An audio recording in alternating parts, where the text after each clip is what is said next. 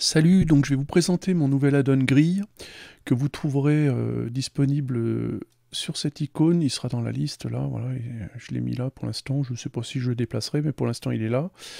Et donc, après avoir créé un objet, passer en mode édition, il suffit de sélectionner quelques polygones par exemple, et ensuite d'appuyer sur Go pour créer une grille automatiquement.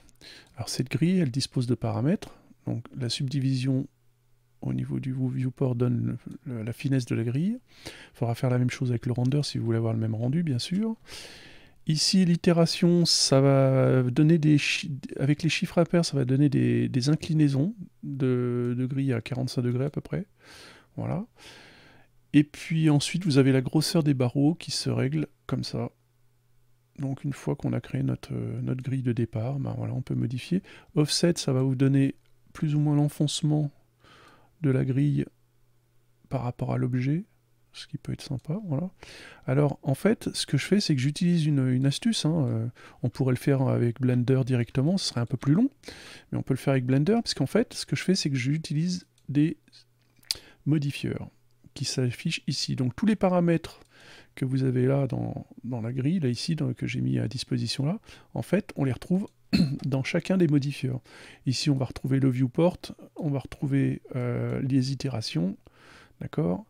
Et ici, l'offset, donc avance plus ou moins recul, et la grosseur des barreaux.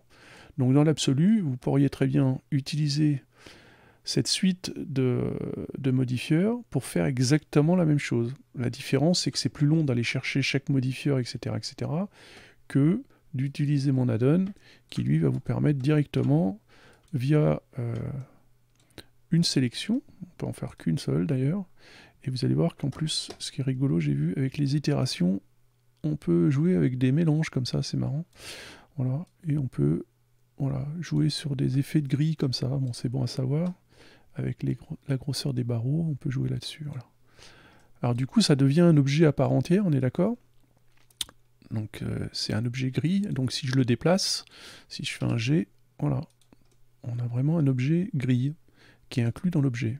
Ne cherchez pas à sélectionner d'entrée tout un objet pour faire Go, ça ne marchera pas, parce que je suis confronté à un bug d'un des outils que j'utilise, et ça m'embête beaucoup. Alors en réalité, pour tout sélectionner, on pourrait le faire, mais il faut désélectionner au moins un polygone pour que ça fonctionne.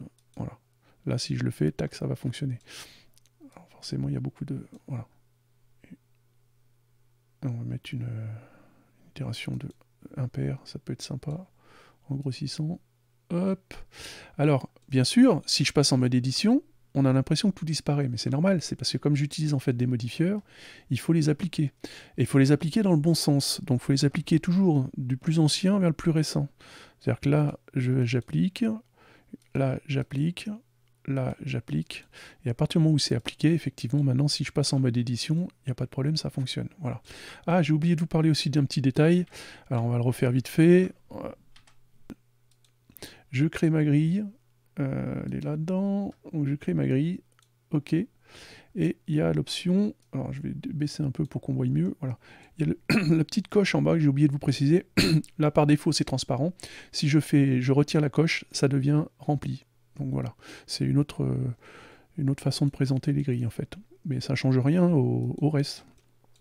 Si je déplace, voilà, on voit bien que j'ai ma grille, sauf qu'elle est remplie de carreaux, on va dire, voilà, ça peut être sympa. Voilà, c'est tout. En espérant que ça vous amuse bien. À plus.